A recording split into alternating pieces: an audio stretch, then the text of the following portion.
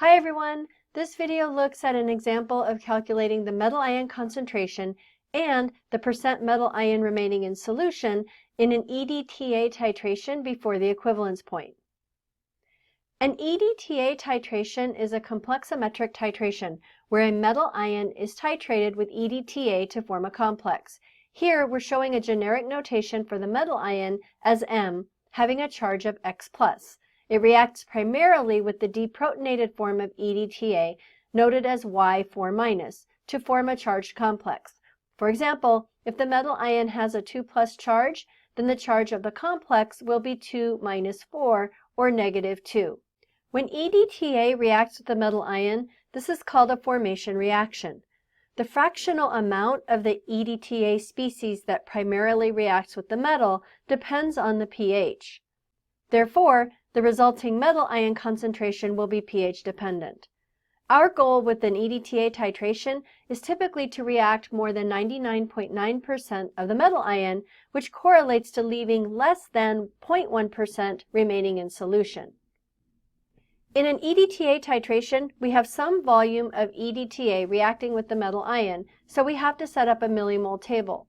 The E row of our millimole table tells us where we are on the titration curve and guides us as to how to calculate the metal ion concentration from that information.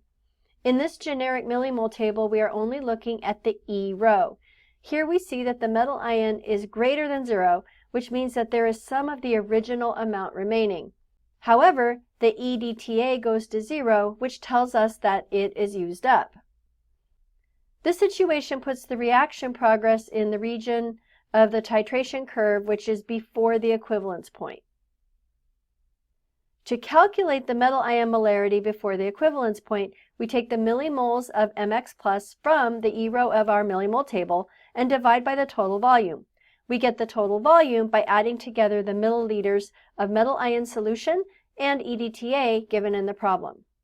Before the equivalence point, we do not need to consider the conditional formation constant K'F or the conditional dissociation constant K'D. This calculation is analogous to what we do before the equivalence point in a strong acid titration. To determine if the reaction is complete, we calculate the percent of Mx+ remaining to see if it is less than 0.1%.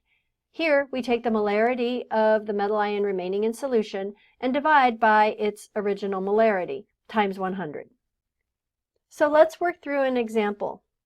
We have the volume and molarity of our metal ion and the volume and molarity of our EDTA at a certain pH. So the first thing that we need to do is set up a millimole table. The reaction at the top will be our metal ion, CO2+, plus EDTA going to the complex, which is COY, and the charge will be 2 + - 4, or 2-. Our rows are I, C, E, initial, change, and end, and our units are millimoles. We need to calculate the millimoles in order to plug into our millimole table. So let's do that. We'll start with cobalt. We have 20 milliliters of solution times the molarity of the cobalt, which is 0.01032 moles of CO2+ per liter of solution. The liters of solution cancel, leaving behind milli and moles. Checking our sig figs, we have 4 sig figs in the volume, 4 sig figs in the molarity. That will give us 4 sig figs in the millimoles of our cobalt ion. Doing the calculation, we have 20.00 times 0.01032 rounded to 4 sig figs gives us 0.2064 millimoles of cobalt 2+. For EDTA, we have 16.84 milliliters of solution times its molarity, which is 0.009526 moles of EDTA divided by liters of solution. Liters of solution will cancel, leaving us milli and moles.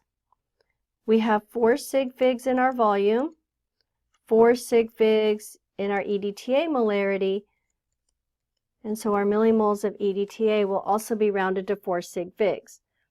Doing the math, 16.84 times 0.009526 rounded to 4 sig figs gives us 0.1604 millimoles of EDTA.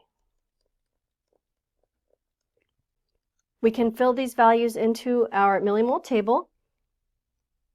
We have 0.2064 millimoles for cobalt, 0.1604 for EDTA, and 0 for the complex. We subtract the smaller value from our reactants, so we have minus 0.1604 from cobalt and minus 0.1604 from EDTA.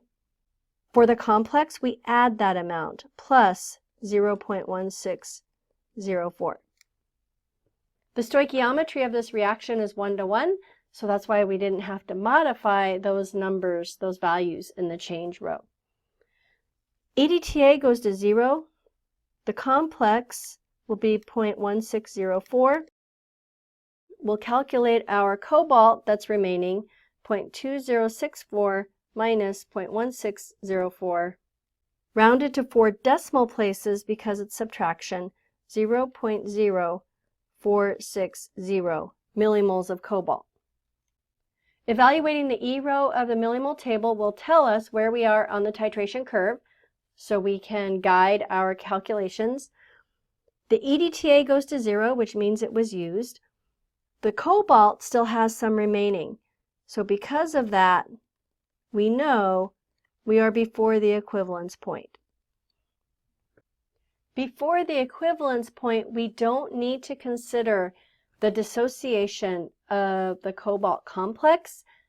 Our metal ion concentration is primarily from the unreacted cobalt that was originally there. We can calculate the molarity of the cobalt 2 ion directly from the millimoles in our E row, 0.0460 millimoles of CO2 plus, divided by the total volume, which is 20.00 plus 16.84 milliliters. Checking our sig figs, we have 3 sig figs in the numerator, 4 sig figs in the denominator, so our final molarity will be rounded to 3 sig figs. Checking how the units cancel, notice that we will cancel the millis and be left with moles over liters, which is molarity. So doing the math, 0.0460 divided by 36.84 rounded to 3 sig figs gives us 1.25 times 10 to the negative 3 molar cobalt 2.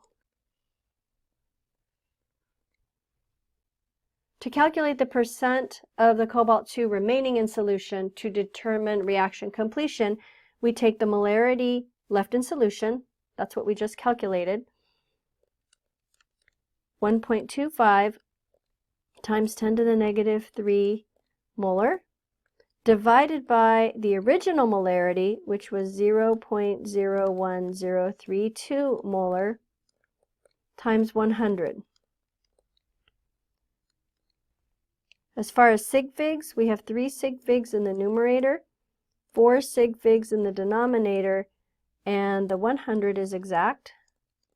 So our percentage will be rounded to 3 sig figs.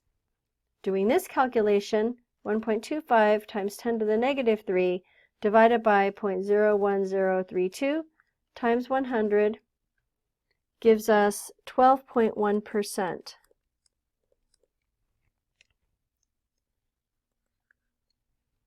Because 12.1% is greater than 0.1%, which is our threshold, this reaction is not complete.